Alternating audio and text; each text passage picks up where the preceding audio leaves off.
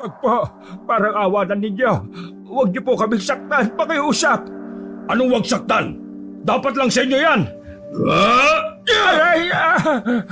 Tama na po, pakiusap po. Isa ka pa! Ang inutil mo! Yan! Isa pa! Buisit ka! Boss Makito, tama na po. Papalitan na lang namin ng mga nasayang na alak. Papalitan? Alam niyo ba kung gaano kamahal yon? Kahit na magtrabaho kayo sa akin habang buhay, hindi niyo mababayaran yon! Buisit! Di ko po. Wag mo na itama yung apo ko. Ako na lang. Isang kahon na alak lang yon! Hindi niyo pa nadala ng maayos! Mga buisit! Grabe naman po kayo. Mas mahalaga pa po ba sa inyo ang alak kaysa sa buhay ng isang tao? Kung mga buhay niyo lang din naman, oo, mas mahalaga ang mga alak na yon dahil galing pang Luzon yon. Pero sinayang niyo lang, mga hampas lupa kayo! Kung nagkamali po kami, hayaan niyo sana kami makabawi. Hindi yung sasaktan niyo kami na parang pag-aari niyo buhay namin. Hindi po malaki ang binabayad niyo sa amin bilang mga utusan ninyo. Hindi niyo po nabili ang pagkatao namin. Kaya sana... Dadaldal ka pa? Ano? Masakit? Yan ang napapala ng mga katulad mo na wala namang mapagyayabang, pinipilit pang magmataas. Wala akong pakialam kung maliit ang binabayad ko sa inyo. Ang mahalaga sa akin ay ang pinag-uutos ko. Gawin nyo ng maayos ang trabaho nyo. Hindi yung tatanga-tanga kayo. Apo, hayaan mo na. Huwag ka na magsalita, pakiusap. Hindi pwedeng manahimik tayo sa mga mapang-abusong gaya nito. Kaya may mga mayayaman na nangapi ng mahihirap Kasi hindi tayo lumalaban. Huwag tayong manahimik kung tama naman ang sinasabi natin. Oh, bakit? Papalag ka? Ha? Etong sa'yo! Ano ha? Eto ba? Ano, kaya mo ba? Bas naman, pakiusap. Huwag niyo na siyang saktan. Ako na lang. Eh di ikaw na lang! Usap na ng lolo ko! Hindi na ako nakatiis ng mga sandaling yon, Kabanong. Kahit naduguan ang mukha ko, tumayo ako para tulungan si Lolo. Nilapitan ko si Mang Pakito at hinawakan ko siya sa kwelyo. Hindi mo na pwedeng saktan pa ang lolo ko. Kasi magmula ngayon, aalis na kami rito! Sa sobrang galit ko, pinagsasasapak ko ang mukha ni Mang Pakito. Di hamak na mas malaki naman kasi ako sa kanya, kaya sa isang suntok ko pa lang, dumugo agad ang labi niya. Hindi pa ako nakontento. Binuntong ko pa sa kanya lahat ng pagtitimpi ko. Hindi pa sana ako titigil kung hindi lang kami inawat ng ibang taong naroon sa manukan ni Mang Pakito. Napakasama na ugali mo! Napakalupit mo sa lahat ng mga taong nagsisilbi sa'yo! Hayop lang ang tingin mo sa amin Wala kang pagpapahalaga sa mga taong tumutulong sa'yo para umunlad ka! Magmula ngayon ganito ang mangyayari sa'yo. Kapag nalaman kong sinaktan mo ulit ang lolo ko, buburahin ko yung mukha mo! Gamit itong kamao ko na matagal na nagtitimpi sa'yo! Ano? Umilag si Mang Pakito nung ambang sasapakin ko ulit siya, Kabanong. Hindi siya nakapagsalita sa sobrang gulat niya sa ginawa ko. Inakay ko na rin si Lolo paalis. Wala na akong pakialam sa iniisip ng ibang tao na naroroon. Mahirap lang kaming dalawa ni Lolo. Pero kahit kailan, hindi ako papayag na may mga mang-aapi sa amin. Yun ang dahilan kung bakit palipat-lipat kami ng pinagsisilbihan. Trabaho na namin na maging utusan noon palang 15 anyos ako. Naninilbihan kami sa mayayaman para kahit papaano magkapera kami. Pareho kasi kaming walang tinapos ni Lolo, kaya sa ganoong trabaho lang kami bumabagsak. Mahirap ang trabaho namin. Malit lang din kasi ang sahod. Kung minamalos pa, matatapat ka pa sa mga among kagaya ni Mang Pakito.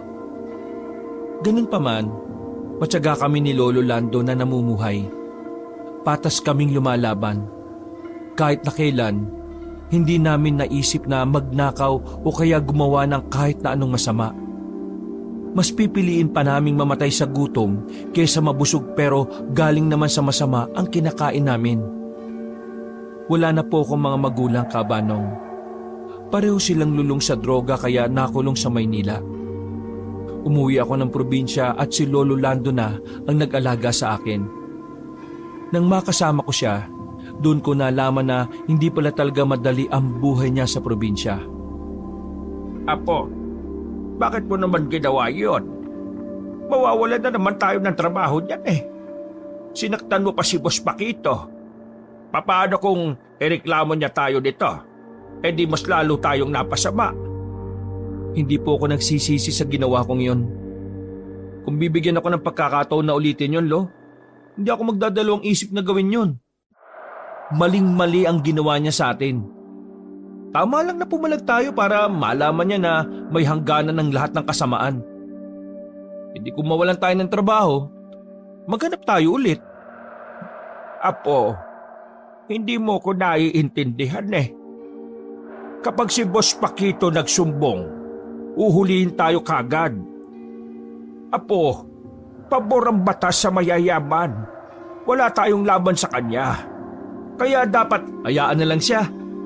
Pabayaan na lang siya sa pananakit niya sa mga taong nagkakamali. Lo naman, hindi ako papayag na lagi ka na lang sasaktan. Tingnan mo nga itsura mo, oh. Namamagat nagdurugo yung mukha mo. Napayuko na lamang si Lolo Lando at napaupo sa gilid habang nasa daan kami. Alam niya kasing kapag ako ang nasa tama, hindi ako titigil. Lo, hindi na ito ang panahon na dapat nagpapapil lang tayo. Matuto dapat tayong lumaban. Kasi sa mundong ito, ang mga mahihina ang laging natatalo. Lo, isang malaking kompetisyon ng buhay. Kapag hindi ka naging matapang, may iiwang ka. Huminga ng malalim ang lolo ko. Hindi ko alam kung ano ang naiisip niya. Pero palagay ko, napagtatanto niya na tama naman ang mga sinasabi ko. kung nakapagtapos lang sana ako ng pag-aaral noon at naging abogado, hindi sana ganito ang buhay natin, Apo. Hindi ka sana nadadamay sa pagiging miserable ng buhay ko. Maganda sana ang buhay mo. Mataas sana ang tingin sa atin ng mga tao. Lo, hindi na natin maibabalik ang nakaraan. Ang mahalaga ngayon ay kung papaano natin dadalhin tong hinaharap natin. Isa pa, wala kang kasalanan. May mga parte talaga ng buhay ng tao na hindi pumapabor sa atin ng tadhana. Pero ngayon, gawin natin ang lahat ng makakaya natin para maging maayos ang buhay natin. At huwag na tayong magpapaapi kahit na kailan, Lo. Tumango-tango ang lolo ko.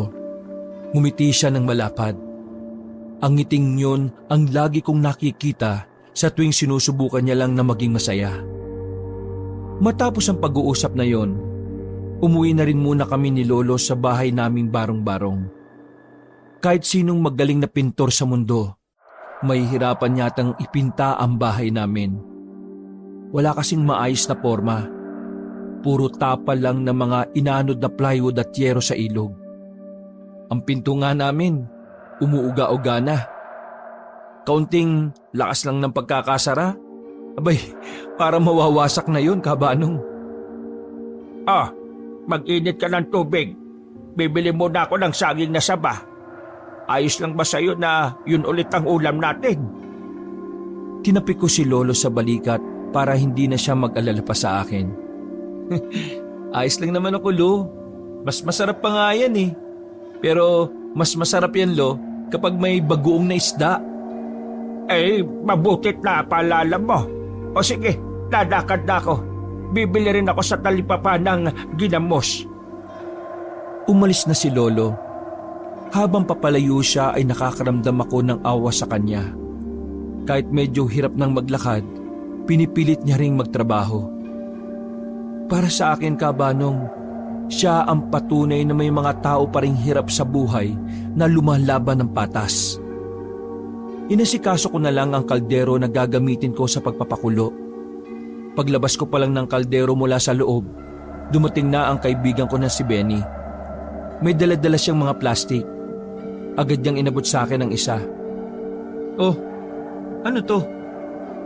Di ano pa? Isda! Galunggong! Naparami huli ni tatay kanina eh. Kaya yan, naisipan kitang tabihan. Nako, nag-abala ka pa. Nakakahiya naman. Anong nakakaya? Uy, di bagay sa'yo Maya, huwag kang magpanggap. Tsaka, ano ka ba naman? Magkaibigan tayo eh. Kung meron tao na dapat kong bigyan ng isda, ikaw kaagad yun. Maraming salamat tol ah. Ang bait mo talaga sa amin ni Lolo. Alam mo, malaking tulong tong mga isda na lagi mong binibigay. Wala yun. Para ka namang others eh. Malaki rin ang utang na loob namin sa inyo, no? Kung hindi dahil kay Lolo Lando, baka wala na ang tatay ko. Lolo mo lang ang nagmalasakit kay tatay nung naaksidente siya sa motor eh. Kahit na hirap yung lolo mo na makalakad, talagang dinala niya si tatay sa bayan. Hanip, superhero talaga. Siyempre, mabait talaga si Lolo eh. Lalo na sa inyong mabubuti rin ang puso. Teka, paano na naman yung sugat mo sa muka? Huwag mo sabing minaltrato na naman kayo ni Mang Pakito, no? Oo, pre. Pero, alam mo yung ginawa ko? Pinagsasasapak ko yung muka. Ginantihan ko. Yan! Dapat lang yan. Matuto kang gumante, no? Siraulo naman kasi yan eh. Pero tol, bakit ba ayon na lang sumama kina tatay sa pangingisda? Tol, alam mo naman na kahit gustuhin ko ayaw ni Lolo. Di ba nga may trauma si Lolo kasi sa dagat nalunod yung lola ko? Paano yan? Aalis na kayo kay Mang Pakito. Ganun na nga. Hahanap kami ng bago. Tol, meron akong alam na pwede niyong pagsilbihan ha. Ha? Talaga? Kanino? Kay Doña Tanya, sa Barangay Talon. Kaso ano? May narinig kasi akong haka-haka tungkol kay Doña Tanya eh. Baka hindi mo gugustuhin malaman, tol. Sus, pambihira ka naman oh. Binuksan mo yung ganyang usapan tapos parang ayaw mo namang sabihin. Ano nga? Naniniwala ka ba sa aswang? Ha? Aswang? Medyo, konti lang. Ang sabi, si Doña Tanya, narinig ko sa mga tendera dito sa Barangay Talon na aswang daw yun. Naniwala ka naman. Alam mo naman ang mga tindera sa barangay na yan eh. Mga chismosa yan. Sabi ko lang naman sa'yo para may ideya ka. Malay mo, doon pala kayo mapadpad. Pero, medyo naniniwala ako sa aswang tol eh. Nung bata pa kasi ako, nung nasa Maynila kami, meron kaming nakita dun sa bubong ng kapitbahay naman na nanggal. Yung kalahati lang yung katawan ha. Lumipad nung maramdaman na may nakakita sa kanya. Di ba pre, pahalang yung hati niya sa bewang? Wala bang manananggal na yung hati patayo? Loko, paano naman sila makakalipad ng maayos kapag ganun? Natawa na lang kaming pareho sa kalokohan niya. At dahil wala naman daw siyang gagawin, tinulungan na lang niya akong magsibak ng kahoy. Inabutan din naman ni Lolo na nandoon si Benny. Ayos lang naman kay Lolo kasi hindi naman na ibang tao si Benny sa amin. Matapos maglaga, sinimulan na rin naming magprito. Kasabay namin kumain si Benny pagsapit ng 8:00 ng gabi. Parang perpekto ang gabing yon para sa amin. Kahit napakasimple lang na nakahain sa lamesa. Nagiba ang takbo ng usapan namin nang biglang magtanong si Benny kay Lolo tungkol sa aswang. Halata ko sa mukha ni Lolo ang pagbabago sa kanyang reaksyon. Lolo Lando, di po ba matagal na kayo rito? Noon ba merong aswang sa probinsya natin? Tumigil sa pagmuya si Lolo. Sinipa ko na sa ilalim ang paa ni Benny para awatin siya. Pero hindi siya nakakatunog. Ang totoo niyan, hindi pa ako nakakakita ng totoong aswang. Pero nung araw may isang pamilya raw ng aswang ang nanirahan sa probinsya natin. Sila raw ang parang nagmamay-ari ng probinsyang ito. Wala naman silang binibiktimang tao, Pero ang sabi, marami silang iniimbitahan na maging katulad nila. Maging katulad nila? Ibig sabihin ano yun? Parang networking? Recruit? Nagpaparami sila nun? Tumpak, yun nga. Totoo ngang may aswang. O sigurado kasi hindi ko naman nakita. Naririnig ko lang sa kwento ng nanay at tatay ko Tsaka matagal na panahon na yon. Kung meron pang aswang ngayon, malamang takot na yun sa dami ba naman ng mga tao dito sa probinsyang to. Pero liblib pa rin naman karamihan sa barangay Lo Hayaan nyo na yung mga aswang-aswang na yan. Kinabukasan ng umaga ay nabulabog ang pagtulog namin ni Lolo Lando. Nasa harapan kasi ng bahay namin si Mang Pakito. Galit na galit, nagsisisigaw. Pinagbababato ang lahat ng mga kagamitan namin na nasa bakuran. Paglabas namin ni Lolo, doon lang namin nalaman na may mga kasama palang pulis si Mang Pakito. Kagaya ng inaasahan ko, inireklamo at sinumbong niya kami. Yan! Silang dalawa yung gumawa sa mukha kong ito. Hindi ako nagpatinag. Ako ang humarap sa kanya at tinayaang nasa likod ko lamang si Lolo. Ikaw ang unang nanakit sa amin. Kung anong nangyari sa mukha mo, ay epekto lang yan ng pananakit mo sa amin. Gumunti lang ako sa kanya. Wala akong kasalanan. Tingnan niyo mukha ko. Ang mukha ng lolo ko. Mas malala pa dito ang ginagawa niya sa amin araw-araw. Sinungaling ka! Kaya nagkaganyan ang mukha niyong dalawa.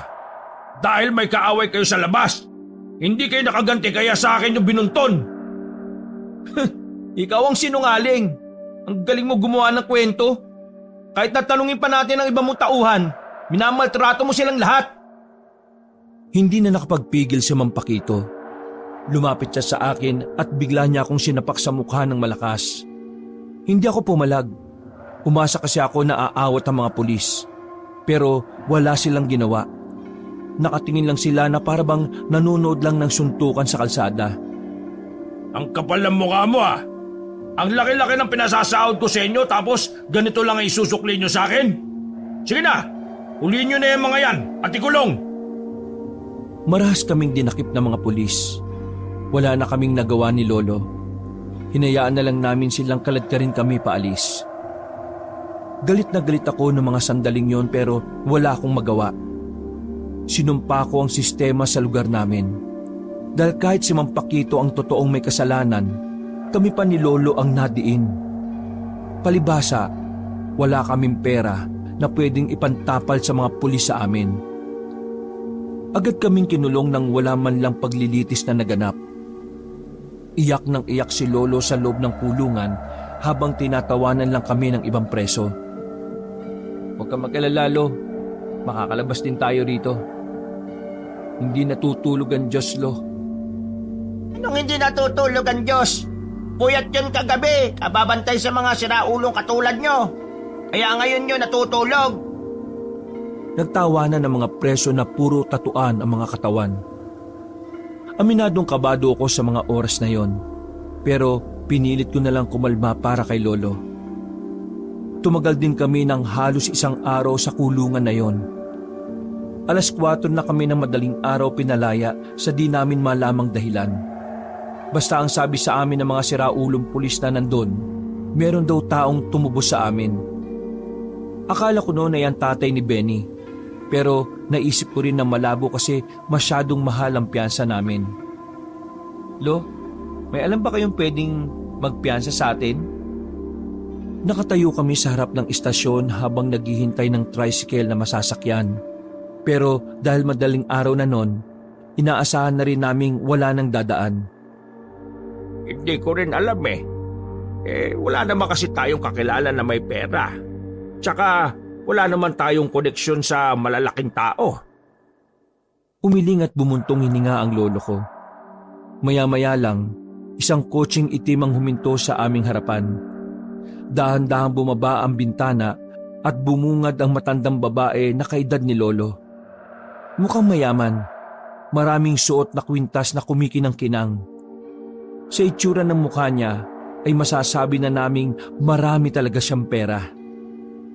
Lando at Sebastian, tama ba? Nagkatinginan kami ni Lolo habang nagtataka kung papaano kami nakilala ng matandang yon. Kami nga ho. Bakit ho? Anong kailangan nyo sa amin, madam? Sakay, Ano ho? sumakay na kayo dahil wala nang masasakyan ngayon. Sigurado ho ba kayo? Lo, payag ka ba dyan? Parang modus yan eh. Shh! Huwag ka magsalita ng ganyan. Nagmamagandang loob ang tao eh. Kung sasakay kayo, sasabihin ko kung sino ang nagpiyansa sa inyong dalawa. Hinilan ako ni Lolo na lumapit sa sasakyan. Agad naman kaming sumakay. Pinaandar agad na matandang babae ang sasakyan. Mawalang galang na po, madam. Pero sino ho ba kayo at bakit nyo kami kilala? Ako ang nagpiyansa sa inyong dalawa.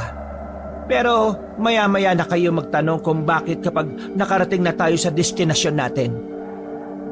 Hindi na lang kami nagsalita ni Lolo. Pero aminado ako noong mga sandaling yon na unti-unti na akong kinakabahan. Nagtataka nga ako kung bakit parang magaan ang kalooban ni Lolo sa matanda. Samantalang parang yun naman ang unang beses na nakita namin ang matandang yon. Hindi naman kalayuan ang biyahe namin dahil sa barangay Talon lang naman ang tinigilan namin. Doon ako nagkaroon ng kutob kung sino ang matandang kasama namin. Pumasok kayo. Halos tumingala na ako sa laki ng bahay sa harapan namin. Muntikan pa akong mauntog sa gate habang papasok kami. Pagkarating namin sa sala ay maingat kaming umupo sa malambot na sofa. Sa kabila naman ay ang matandang babae na nagsinyorita pa ng upo. Tumingin muna siya sa amin. Parang sinusuri niya ang pagkatao namin ng lolo ko. Mawalang galang na po talaga. Pero bakit nyo po kami pinapunta rito? At sino po ba talaga kayo? Ako si Madam Tanya.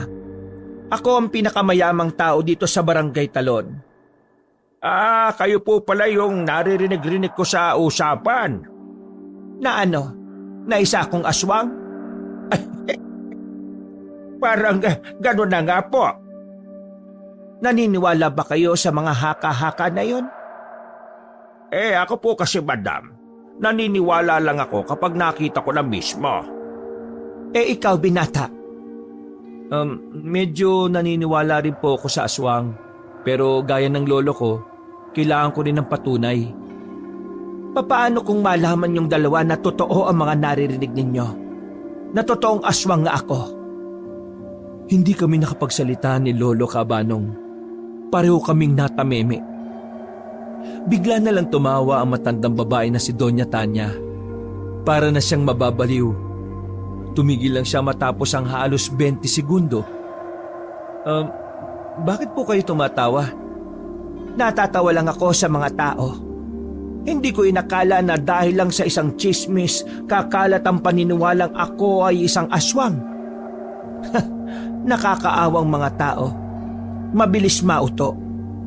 Hindi po talaga kayo aswang, madam. Bakit? Kinakabahan ba kayo? Hindi naman ho. Pero bakit nyo ba kami dinala rito? At sino po ang sinasabi nyong nagpiyansa sa amin? Ngumiti ang matanda at naglabas ng isang sigarilyo at sinindihan. Ako ang taong nagpiyansa sa inyong dalawa. Bakit naman? Kilala nyo po ba kami? May nagrekomenda sa akin na nagtatrabaho raw kayo bilang mga utusan. Balita ko, kakaiba ang dedikasyon ninyo sa pagiging utusan. Iyon po bang dahilan kung bakit niyo po kami inilabas ng kulungan? Ang dahilan ay may ipapagawa ko sa inyo. Isang mabigat na utos. Na kapag nagawa ninyo, bibigyan ko kayo ng malaking pera. Nanlaki ang mga mata ni Lolo Lando. Pero napaisip lang ako. Alam kong hindi basta-basta ang utos na yon kung malaking pera ang isasahod niya sa amin. Pero ano bang ipapagawa niyo sa amin? Kailangan niyong kunin ang apo ko sa mga aswang. Halos ilang minuto kaming nakatinginan ni Lolo.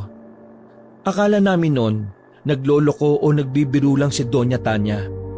Pero wala akong nakitang bakas ng pagbibiro. Sobrang seryoso na mukha niya. Madam, hindi naman sa pang-aano, pero hindi naman ho kayo seryoso, ano? Kaya iniisip ng mga tao na aswang ako dahil aswang ang mga kamag-anak ko sa father side ko. Pero purong tao ang dugos ng sa mother side. Sa awa ng Diyos, hindi ko minana ang dugo ng tatay ko. Kaya ito, isa lang akong normal na tao. Normal din ang nabuo kong pamilya. Nagkaanak ako.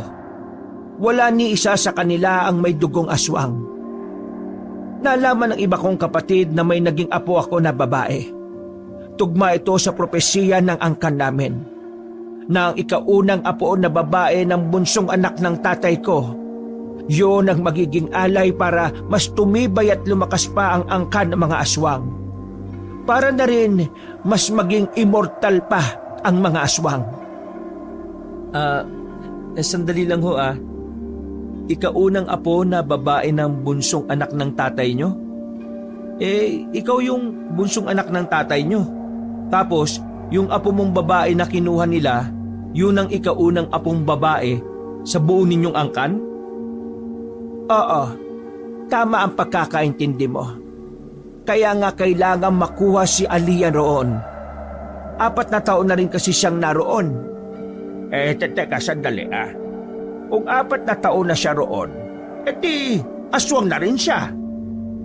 Hindi nila gagawing aswang si Aliyah. Natuklasan kasi nila na mas epektibo kung tao lang ang alay nila. Kaya hanggang ngayon, nananatili pa rin siyang tao. Malapit na ang 18 kaarawan ng apo kong si Aliyah. 1 linggo na lang. Sa mismong kaarawan niya, yun din ang araw na iaalay na siya. Kaya nakikiusap ako sa inyo na tulungan niyo ako. Mawalang galang na rin po. Alam kong nangungulila po kayo sa apo nyo. Pero bakit kami po napili nyo? Wala naman po kaming kaalaman sa mga aswang-aswang na yan. Hindi naman kami albularyo o ano paman. Simpleng mamamayan lang po kami. Bakit po hindi kayo lumapit sa mga pulis? Sinubukan kong humingi ng tulong sa mga pulis. Pero hindi rin naman ako pinaniwalaan. Wala ni isa sa kanila ang naniniwala na may aswang. 1 taon na rin akong naghahanap ng mga manunugis o albularyo. Ngunit wala akong mahanap. Kaya niyo po ba kami pinili kasi alam niyong kailangan namin ng pera? Hoy, apa? Hindi dahil sa pera. Matagal ko na kayong binabantayan. At dahil doon, nalaman ko kung gaano kayo naging dedikado sa ginagawa ninyo. Alam kong delikado itong ipinagagawa ko sa inyo. Kaya bibigyan ko kayo ng oras para makapag-isip. Pero sana pumayag kayo. Wala na akong malalapitan pang iba. Maraming salamat sa oportunidad, madam. Pero, ayan nyo. Pag-iisip muna kami, ha? Walang problema sa akin. Siya nga pala. Pakiusap ko lang na sana walang makakaalam ng mga pinag-usapan natin. Sige. Makakaasa ho kayo. Paano ho? Mauuna na muna kami, ha? Mag-uumaga na rin Maraming salamat. Hindi ko na kayo mahahatid pa. Maraming salamat po ulit sa pagpiyansa. Tumango na lang ang matanda at lumabas na rin kami sa malaki niyang bahay. Habang naglalakad kami ng lolo ko, ay pareho lang kaming tahimik. Parang ang hirap iproseso sa utak namin ang lahat ng sinabi ng donya. Naniniwala naman na kami, pero masyado kaming nabigla. Hindi namin inaasahan na may katotohanan pala ang tungkol sa mga aswang. Lo, ano po sa tingin nyo? Kailangang pag-isipan natin na maayos to, apo. Tandaan mo, ha? Mga aswang ang makakalaban natin kung sakali. Delikado. Peligroso. Yun din naman ang iniisip ko Kaya sa tingin ko, kailangan talaga nating magnilay-nilay. May 1 linggo na lang bago raw ang pag-aalay. Ay, Diyos ko. Bigla tayong naipit sa sitwasyon na ito. Nang makarating na sila sa kanilang bahay at natanaw nila si Benny na nasa bakuran nila habang nagsisibak ng kahoy, napatigil ang binata nang makita silang paparating. Nabalitaan ko nangyari sa inyo eh. Mabuti naman at nakalabas na kayong dalawa. Sira ulo talaga yung si Mang Pakito. Oh. Dapat yan talaga, tinatanggalan ng ulo eh. Ayos lang kami. Mabuti na lang at may nagmagandang loob na palayain kami. Ay teka, bakit ka nga pala nagsisibak? Hinihintay ko kasi kayo kagabi pa eh. Naiinip lang ako kaya nagsibak-sibak na lang ako. Bakit tol? May sasabihin ka ba sa amin? Baka pwede nyo akong isama sa mga lakad nyo. Kailangan ko rin kasi ng pera eh. Si Papa kasi nasa ospital. Oh, bakit tol? Anong nangyari kay Tito Ben? Kidney tol. Nadali yung kidney kakainom ng alak at kung ano-ano pa. Kaya nga, kailangan ko ng pera eh. Kasi sabi sa ospital, kailangan maagapan. Kailangan maoperahan at matanggal yung mga bato. Kasi baka raw maging cancer tol.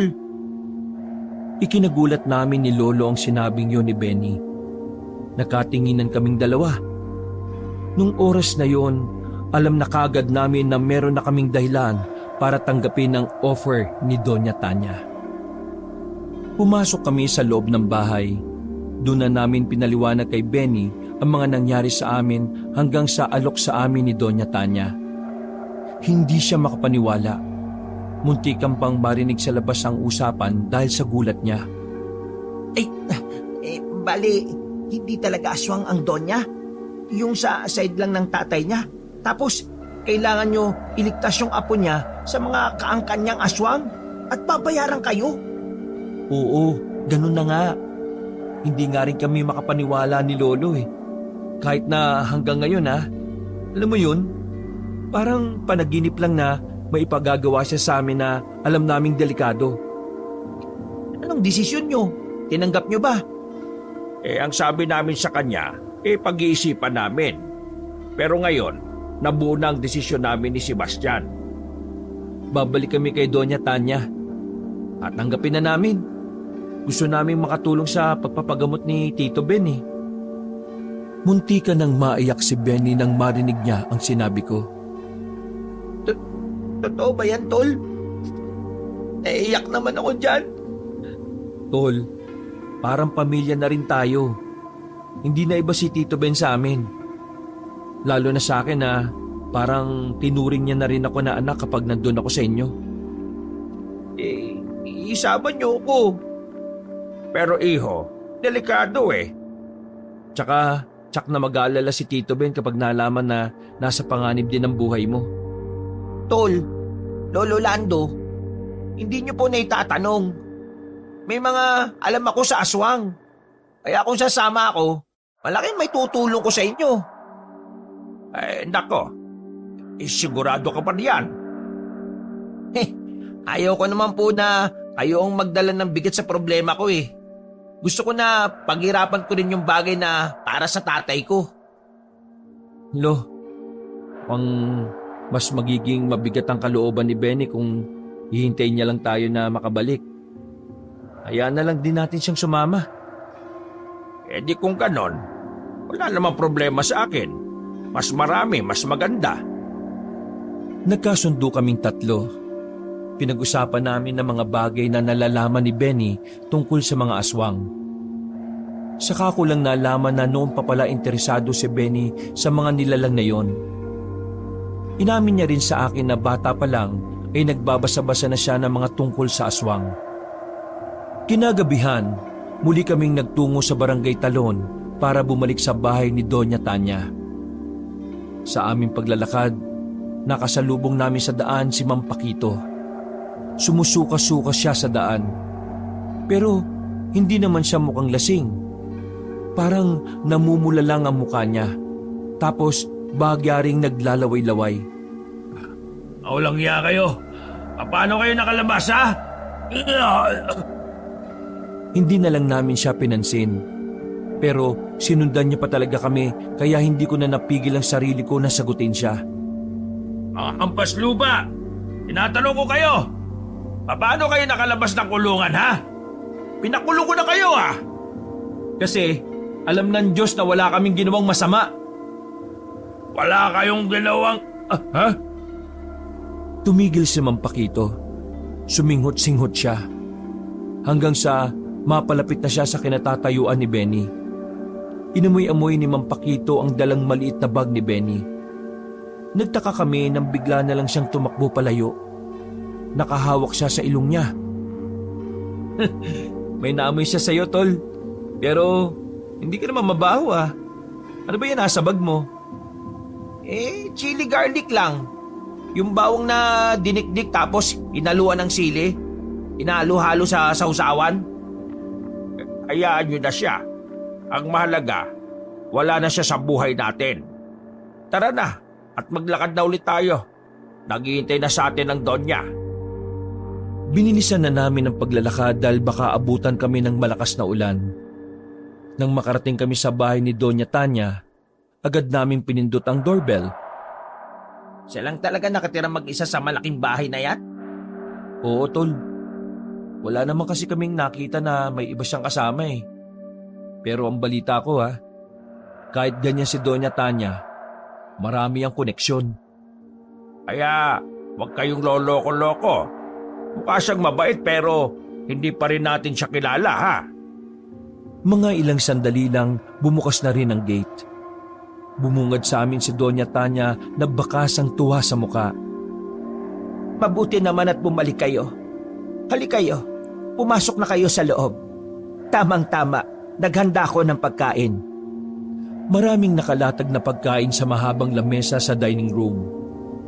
Naluha ako sa mga nakita ko. Halos lahat ng nasa hapagkainan ay yung mga hindi pa namin nakakain. Tol, makakakain na rin ako ng hindi isda. Umupo na kami sa harapan ng lamesa. Sinimulan agad ni Doña Tanya ang usapan. Maraming salamat sa pagbabalik ninyo.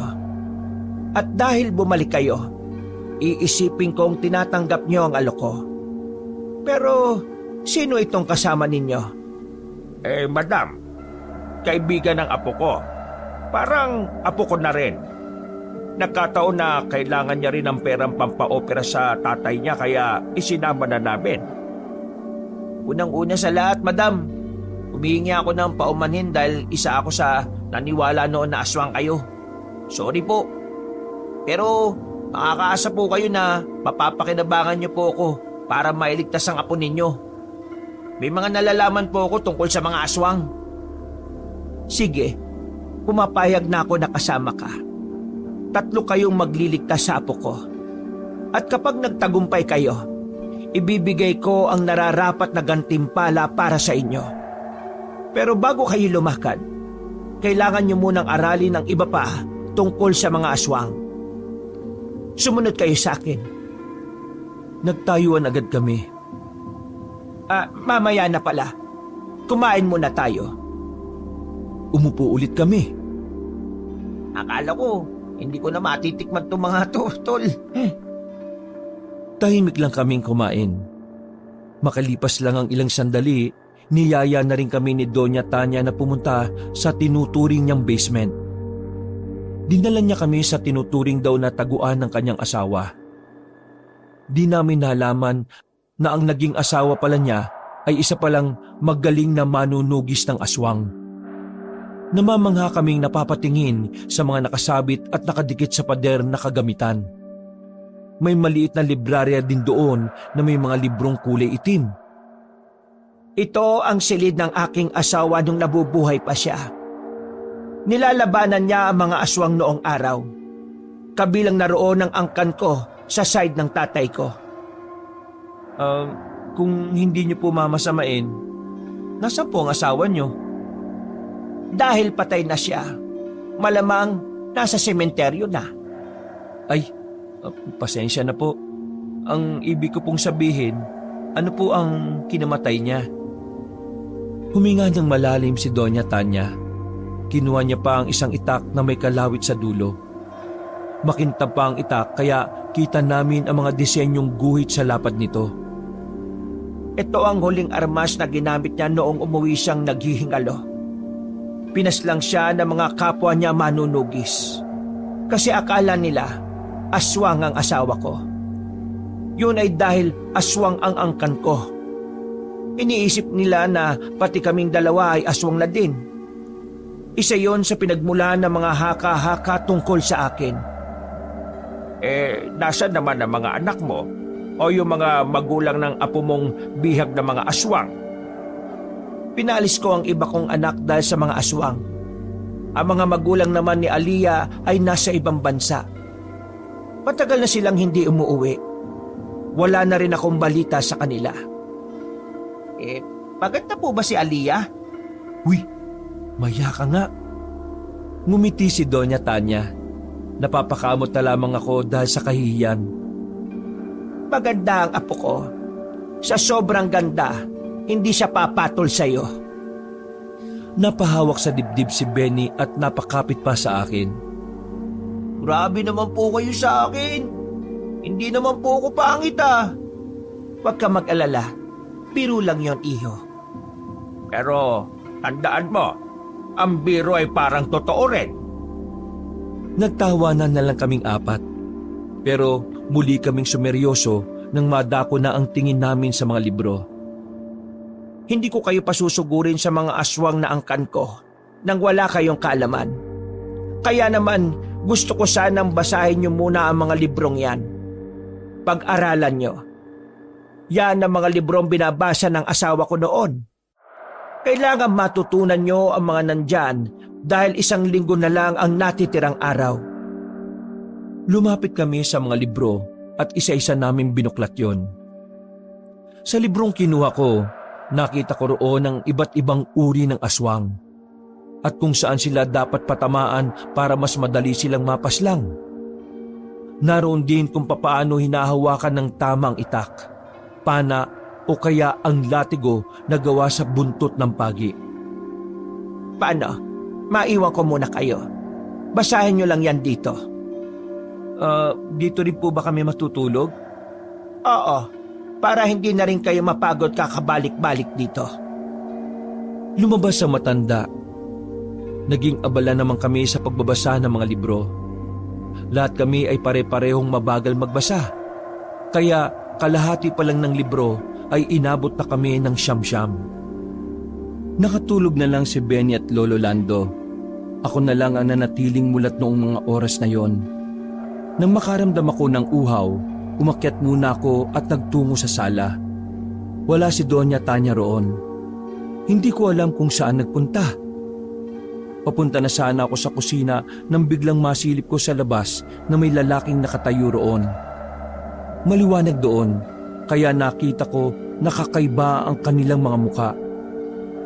Mabilis akong napayuko. Tinatawag nila si Doña Tanya. Maya-maya lang, nakita kong bumaba na ang Donya. Nakita niya ang nakaupo sa gilid ng pintuan at bintana. Gumapang kang papunta kusina. Bilis! Mga kamag-anak ko mga yan. Mga aswang sila. Nataranta ako. Para akong sundalong gumapang sa sahig. Wag lang akong makita ng mga nasa labas. Pagkarating ko ng kusina, nagtago agad ako sa ilalim ng lamesa.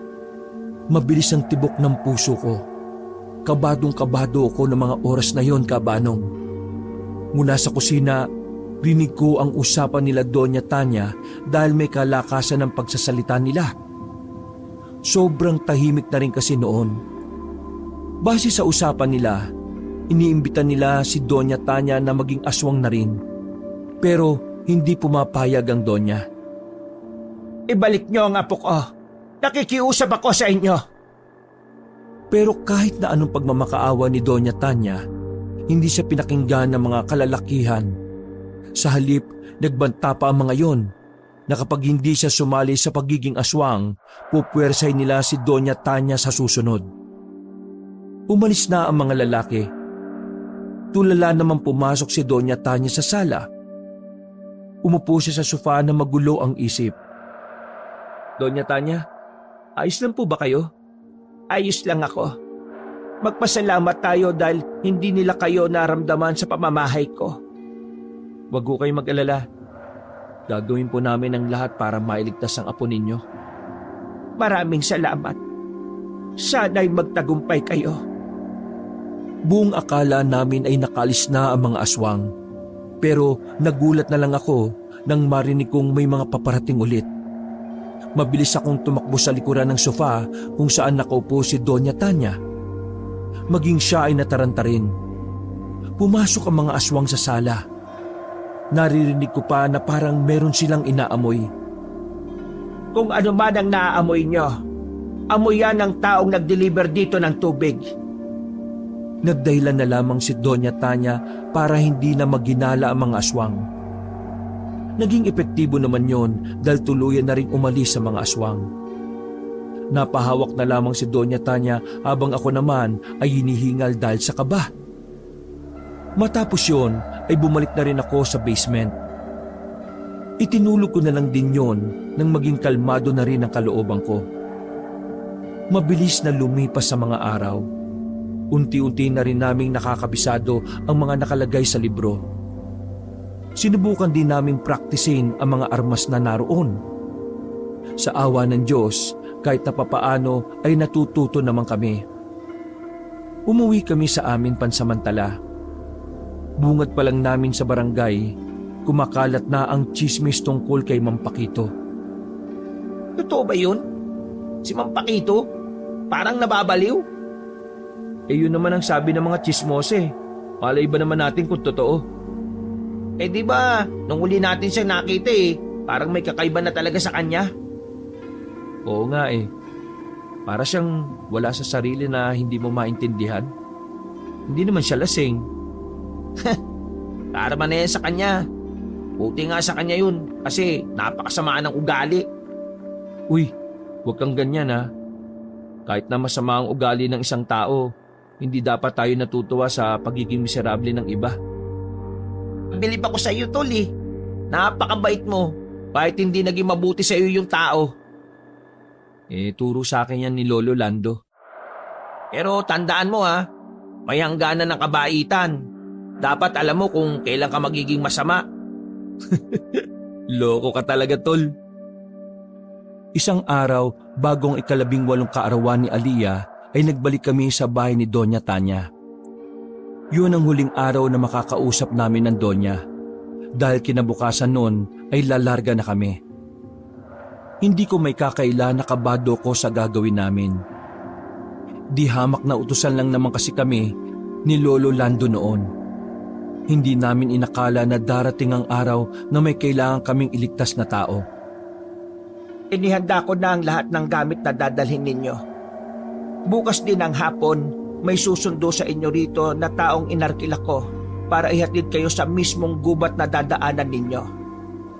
Lando, Sebastian at Benny, mag-iingat kayo. Lahat ng mga kinausap kong tao at binayaran ko noon, hindi na nakabalik. Kaya sana ay may binayaran na kayo noon para iligtas si Aliyah? Bakit hindi nyo kagad sinabi sa amin na hindi na sila nakabalik? Ang bira naman, Patawarin nyo ako. Natakot ako na baka bigla kayong matakot at umatras.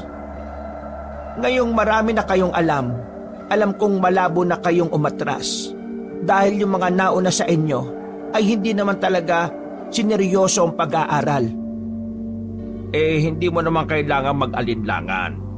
Sabihin mo man o hindi yan, tutuloy pa rin kami. Higit sa pera tapat din kami ng apo ko sa trabaho bilang utusan.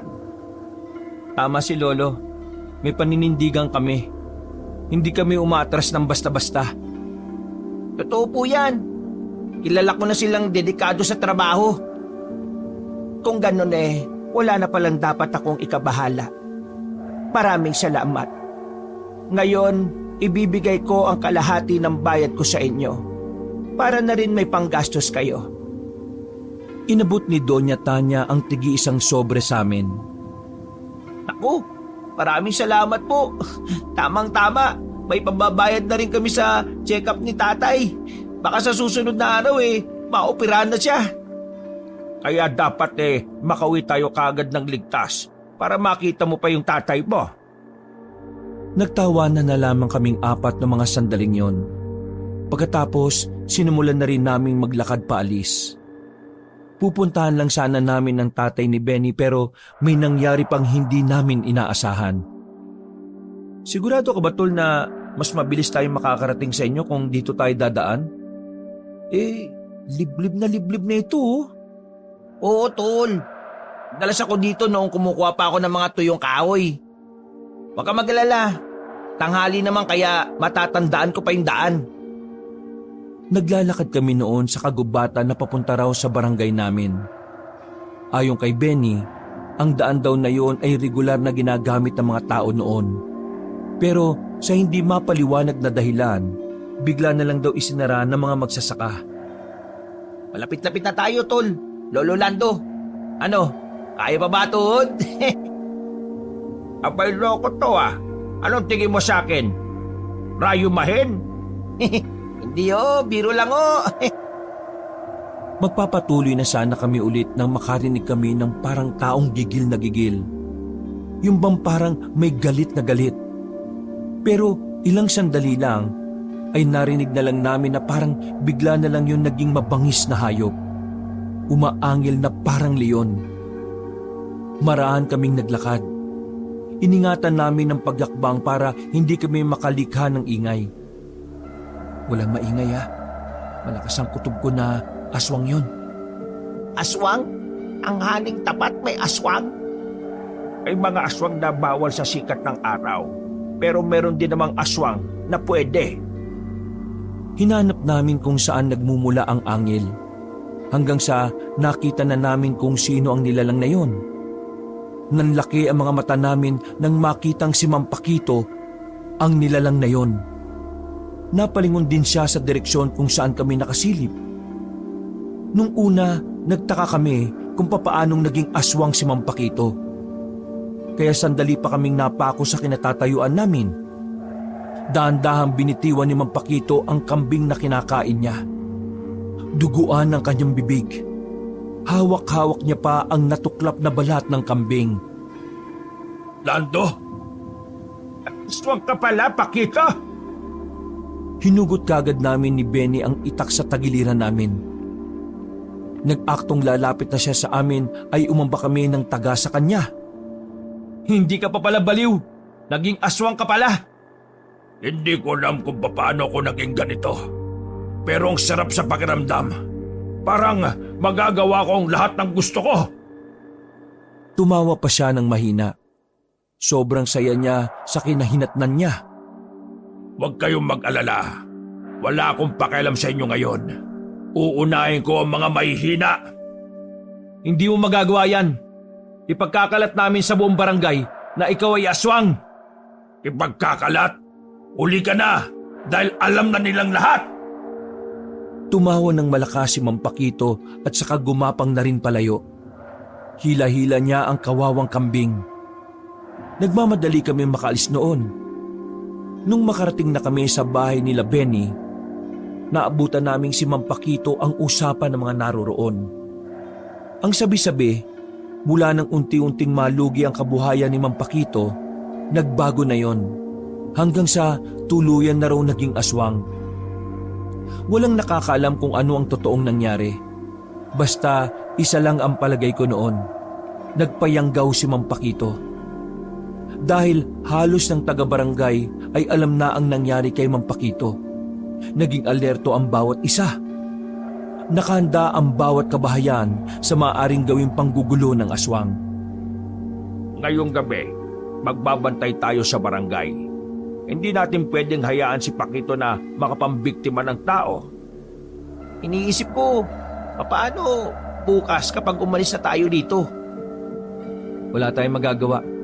Kailangan nating unahin ang pinagagawa ni Doña Tanya. Bumuntong hininga na lamang si Lolo at Benny. Naglibot-libot kami sa barangay nang sumapit ang gabi. Ganon din naman ang mga tanod na bigla na lang ding naniwala sa aswang. Halos 3 oras kaming nag-abang kay Mang Pakito, pero hindi naman siya nagpakita pa. Kinabukasan, Inihanda na namin ang mga sarili namin. Yun na ang itinakdang araw para puntahan namin ang kinaroroonan ng apo ni Doña Tanya. Dala-dala na namin ang mga gamit na mismong ginamit din ng dating manunugis. Pinag-aralan naman namin kung papaano gamitin ang mga yon. Pero iba rin talaga kapag gagamitin mo na siya sa aktwal na laban. Ano, handa na ba kayo? Ako, handang-handa na. Naglagay pa si Lolo ng kulay itim na panyo sa ulo. Para na talaga siyang kagaya ng mga lihitimong manunugis ng aswang. Handang-handa na rin ako. Basta, focus lang tayo kung anong napag-usapan. Basta tandaan nyo lang ang mga paalala ko ha. At syempre, yung mga napag-aralan natin. Tinapik ko si Benny sa balikat sabay nakipag-apir. Sapat naman na siguro yung ilang araw na pagsasanay natin. Ano, Lo? Hindi sumagot si Lolo habang naglalakad na kami papasok ng gubat. Bago kami tumungo roon, napansin ko na talaga na parang kalmado lang si Lolo mula ng umpisa. Parang wala man lang siyang nararamdaman na kaba. Apo, tama ba itong dinadaanan natin? Nandito na tayo sa ilog, oh. Tiningnan ko ang mapa. Tinapatan pa ni Benny ng ilaw para mas makita ko. Tama naman po yung dinaanan natin. Sabi rito, pagdating natin sa ilog, kakanan tayo. Kailangan natin makita yung malaking puno ng akasya. Ang pangit naman ng pagkakagawa ni Doña Tanya ng mapa. Pero, naiintindihan mo pa rin? Wala naman ako magagawa eh. Kailangan pilitin kong maintindihan. Tinawid namin ang ilog. Medyo malakas-lakas ang agos kaya medyo nahirapan kami. Buti na lang ay nakakita kami ng nakabagsak na kawayan doon. Sinunod namin ang nakalagay sa mapa. Pero bago kami makarating sa puno ng akasya, naramdaman na namin na may sumusunod sa amin. Kalmado lang kaming nakikiramdam. Hindi kami tumigil sa paglalakad. Nagtuloy-tuloy lang din ang naririnig namin mga yabag dun sa paligid. Hindi siya nag-iisa. Pwedeng 2. Pwedeng 3. Kaya, maghanda kayong 2. Kaunting lakad pa, bigla na lang may humila sa akin. Matalim ang kuko na bumaon sa braso ko. Hindi ko nagawang tagain ang aswang sa sobrang bilis ng mga nangyari. Kumapit ako sa halamanan. Pilit din naman akong hinihila ni Benny pabalik. Maya-maya pa, nakita na lang namin si Lolo Lando na pinagtatataga ang nasa halamanan. Narinig namin na parang umaray ang isang aswang. Nabitiwan ako agad kaya dali-dali akong nakatayo. Maraming salamat, Lo. Ang galing mo. Sabihin mo nga sa amin, Lo, matagal ka na bang marunong humawak ng itak? Ano ka ba? Matagal na ako nagsisibak ng kahoy, no? Bakit ganyan ang tanong mo? Napakamot na lamang ako sa ulo at nagdikit-dikit na kami. Muli namin pinakiramdaman ng paligid. Narinig pa rin namin na nakamasid pa rin sila sa amin. Meron sa taas ng puno at meron din naman sa likuran ng matataas na halamanan. Ang aswang!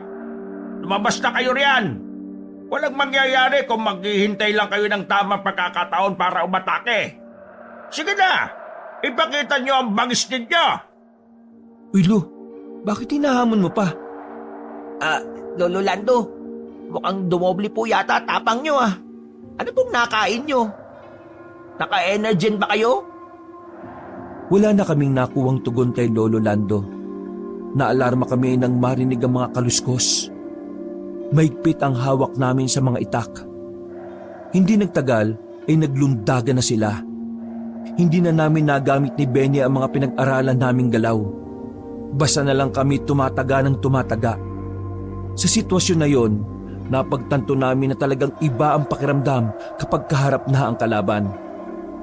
Kainis, wala akong tinatamaan. Ako rin eh. Kainis talaga oh. Akala ko madali lang. Unti-unti na kaming napapalibutan ng mga aswang hanggang sa mapadikit na kami sa puno. Ayong 2, ilawan nyo lang ng maayos ang mga aswang na ito. Bakit, Lo? Anong gagawin nyo? Ano pa? Tutudasin ko ang mga to para makapagpatuloy na tayo. Ayos ka, Lo, ah. May kaunti ka rin palang yabang. Nabigla kami sa ginawa ni Lolo. Nilapitan niya ang aswang at winasiwas ang itak sa ere. Mabilis niyang nailagan ng bawat pag-atake ng mga aswang. Sobrang layo ng galaw niya kumpara nung nagpa-practice pa lang kami. Sa isang iglap lang, napabagsak ni Lolo ang mga aswang. Isa na lamang ang natira na nagtangkapang tumakas. Pero pinukulan lang yon ni Lolo Lando ng kutsilyo. Ilang segundo pa kaming natameme ni Benny. Para kaming nakakita ng isang bida sa pelikula na nagpanggap lang ng walang alam. Lo, bakit ang galing niyong lumaban? Lolo ba talaga kita? Sino ka ba? Anong sino ka ba? Nababaliw ka yata. Malamang ako ito, ang lolo mo. Paano mo nga natalo yung mga aswang? Buong akala namin wala kang alam eh. Tinago ko talaga ang katotohanan sa inyo. Dahil nag-iingat ako na baka kapag sinabi ko sa inyo madulas ang dila nyo kay Donya. Madadaldal pa naman kayo. Pero bakit ayaw po ninyong malaman ni Doña Tanya ang tungkol sa kausayan nyong yan? Isa akong manunugis. Nang makilala ko si Doña Tanya, doon ko nalaman na magkakilala pala kami ng asawa niyang si Tibor. Kasama ako sa mga pumaslang kay Tibor. Kaya hindi pwedeng malaman ni Donya kung ano ako noon. Parang sasakit ang ulo ko noon sa pinagsasabi ng lolo ko, Kabanong. Hindi ako makapaniwala na sa tagal na naming magkasama, may itinatago pala siyang ganoong klaseng lihim. Kung ganun bakit nyo pinaslang ang asawa ni Doña Tanya? Hindi sinabi sa inyo ni Doña Tanya ang totoo. Naging aswang ang asawa niya dahil sa ininom nitong lambanog. Malakas kasing uminom yun noon. Bagay na nakita ng aswang na kahinaan niya. Nang madiskubre ni Tibor na aswang siya, nakiusap siya sa amin na sa oras daw na hindi na niya kilala ang sarili niya, paslangin na namin siya kesa makasakit siya ng ibang tao. Sinunod namin yung kahiligan niya. Doon nagalit sa amin si Doña Tanya. Hindi niya matanggap na ganoon ang sinapit ni Tibor. Pero sa kabila ng lahat, alam niya na tama ang ginawa namin. Sadyang hindi niya lang kinaya ang nangyari. Kung tanggap naman pala niya ang nangyari, bakit kailangan mo pang itago ang tungkol sa pagiging manunugis niyo?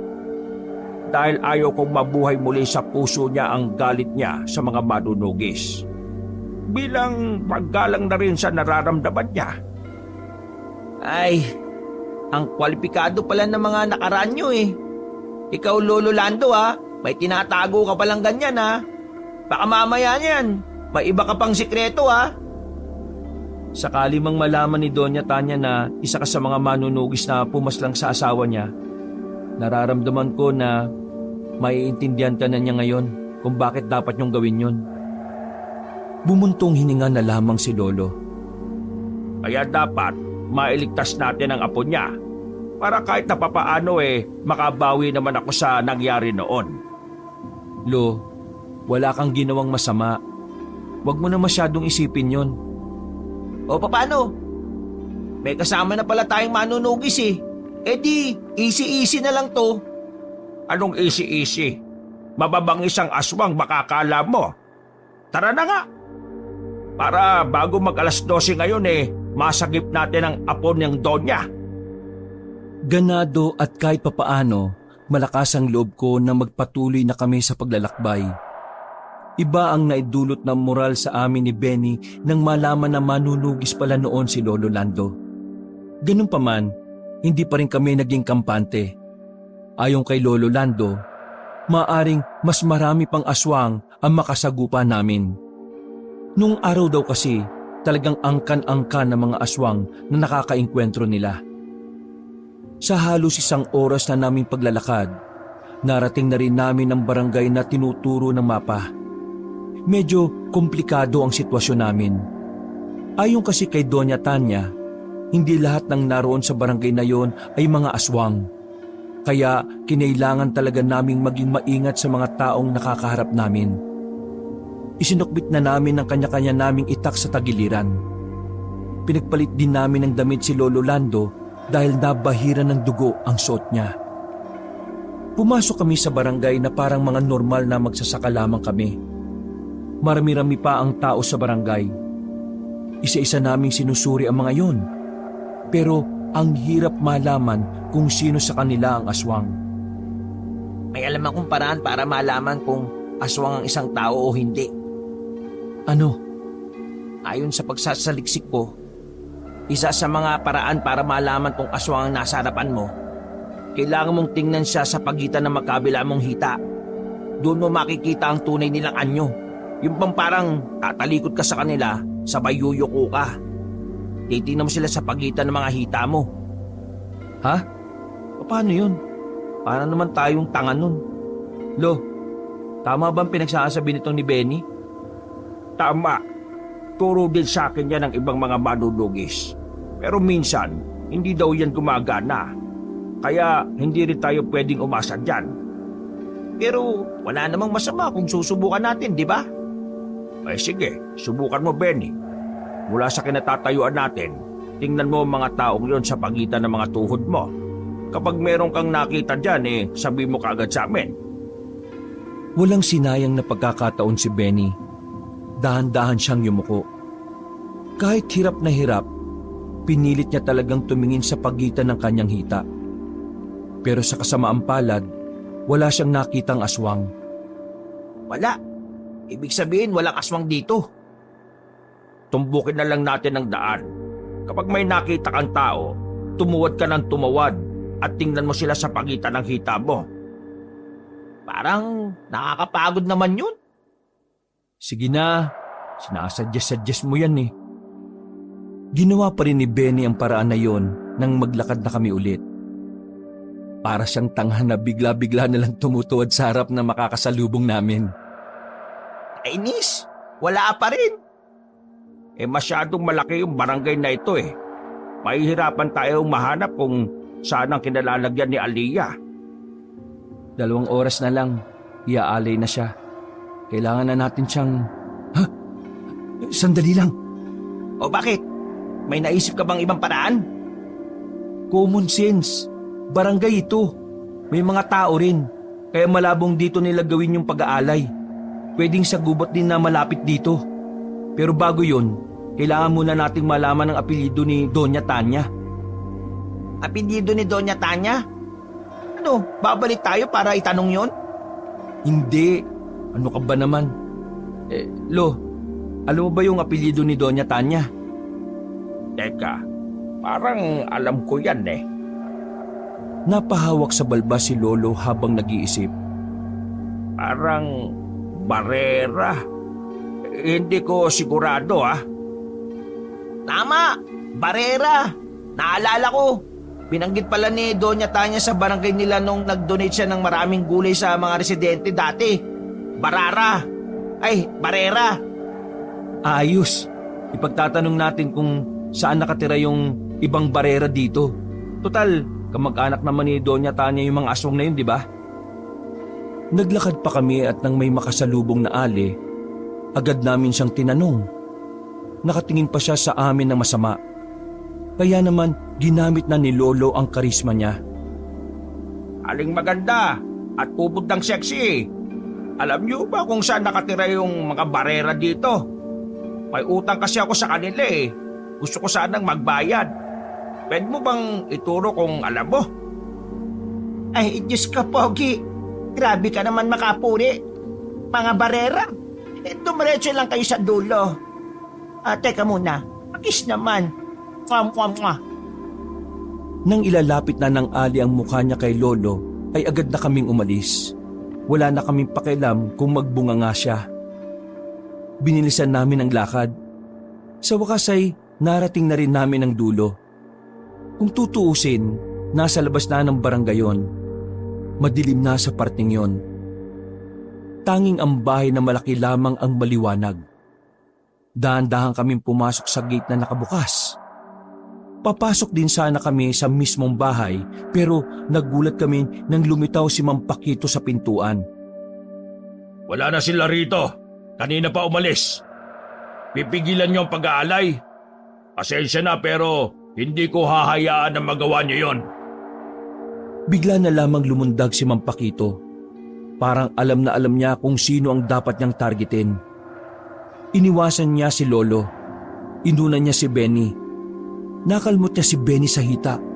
Pero buti na lang ay hindi namang ganun kalalim. Hindi na kayo makakarating doon. Dahil dito pa lang, mamamatay na kayo. Apo, Benny, gumilit kayo. Ako nang bahala sa siraulong ito. Makaganti man lang sa pagmamaltrato nito sa atin noon. Bagyang nagulat si Mang Pakito nang makitang pumorma si Lolo ng pakikipaglaban. Ha, at tagal na ako nagtitimpi sa'yo. Sige, lumapit ka, Pakito. Kung makapagsalita ang kutong lupa na ito, para namang merong ibubuga. Hoy, tanda! Hindi mo ko kakayanin! Muling umatake si Mang Pakito. Gumapang-gapang pa siya sa malawak na bakuran doon. Buong akala niya ay magagawa niyang hiluhin si Lolo sa pagpapaikot-ikot niya. Ang hindi niya alam, sanay na si Lolo sa ganoon. Sinubukan niya makagalos kay Lolo, pero sa halip na magtagumpay siya, nagawa pa siyang patamaan ni Lolo ng itak. Sa talim ng itak ni Lolo, lumaylay ang braso ni Mang Pakito. Ito na katapusan mo bilang salot na tao at bilang salot na aswang. Umatras si Mang Pakito hanggang sa mapadikit na siya sa pader. Ano mo nagawa yun? Pulubing matanda ka lang ah! Wala kang alam sa nakaraan ko, Pakito. Bago mo ako naging tagapagsilbi, nagsilbi muna ako sa probinsyang ito. Hindi na nakapagsalita pa si Mang Pakito. Galit na hinataw ni Lolo si Mang Pakito. Napapikit na lamang ako noon. Pagdilat ko, nakabulagta na siya sa lapag. Lolo Lando, ang cool mo talaga! Kailangan na natin pumunta sa gubat. Baka nagsisimula ng seremonya ng pag-aalay. Bago kami umalis ay pinasok namin ang loob. At dahil wala na rin naman natirang aswang doon, hindi na kami nag-atubili pang lisanin ng bahay na yon. Kaunting takbo lang namin, nakita na namin ang liwanag mula sa di kalayuan. Naririnig din namin ang kakaibang dasal na sinasagawa roon. Nagmamadali na kaming makalapit. Ilang sandali lang, ilang metro na lang ang distansya namin sa kanila, napatingin silang lahat sa amin. Sandali silang huminto. Sa tansya ko, nasa 15 bilang na mga naroon. Kasama na roon ang babaeng nakatali sa kawayan, si Aliyah. Wala nang sali-salita, umatake si Lolo sa mga nakaupo na aswang. Sumunod na rin kami ni Benny. Kanya-kanya naman silang nagpulasan. Nagsitaguan sila sa likuran ng mga punong nakapalibot sa malawak na kapatagan na yon. Habang may pagkakataon pa kami, mabilis naming inalis ang pagkakatali ng babae sa kawayan. Tinanggal din namin ang busal sa bibig ni Aliyah. Sino po kayo? Padala po ba kayo ni Lola? Mamaya ka na magtanong. Ang mahalaga, ligtas ka na. Hindi pa siya ligtas dahil napapaligiran tayo ng mga aswang. Aliyah, kumapit ka lang kay Benny. Kahit na anong mangyari ha. Sino si Benny sa kanila? Itong katabi ko sa kanan. Mukha bang Benny itong matandang puti na ang buhok? Aba, malay ko ba? Ay, diyan nagsimula ang love story ng lolo at lola ko eh. Hoy, tama na landian. Nasa labanan tayo. Sabay-sabay na umangil ang mga aswang na nakatago sa mga puno. Hindi ko alam kung bakit parang nag-aalangan silang lumapit. Napatingin ako kay Lolo Lando. Palagay ko, nakikilala siya ng mga aswang na yon. Lo, anong gagawin natin ngayon? Maging alerto lang kayo. Ikaw, Apo, alalayan mo ko. Tayo ang haharap sa mga lulusob na... Natigil ang sasabihin ni Lolo Nando nang biglang may mabilis na gumapang sa harapan namin. Sinubukan siyang tagain ng lolo ko, pero mabilis na nakailag. Tinadyakan siya ng aswang na malakas. Bumulandra si Lolo sa harapan namin. Pero agad din naman siyang bumangon na parang wala lang nangyari. Marahil dahil sanay na siya noong araw. Sina, pero hindi tayo papatalo. Parang tuwang-tuwa pa si Lolo sa nangyayari. Nakita na lang namin siya na may dinukot na maliit na bote. Ininom niya ang laman nun. Lo, ano yung ininom nyo? Alam lang nakaraan yan. Pambira, lasing ka na kaagad? Maya-maya pa naglabasan ng mga aswang. Para silang napipilitan na lang naharapin si Lolo.